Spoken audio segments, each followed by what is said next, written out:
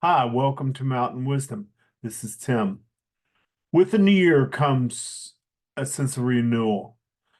Psychologists say that New Year's is a time of renewal, a time when we can take and make next year or 2024 whatever we'd like it to be, whether it be our making a resolution to save money, to lose weight, handle an addiction, or whatever. It's a time of renewal.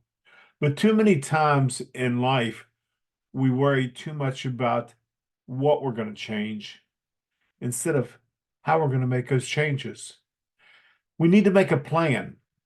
Psychologists say that nearly 68% of all resolutions fail, New Year's resolutions, that is, fail, because people don't make a plan on how they're going to make those changes in their life. So, a resolution might be to save money. Well, we need to make a plan. Maybe we need to stick $20 a week away, or maybe $100 a week, or whatever, and stick to that plan. When we don't stick to our plan, then our resolution begins to fall apart.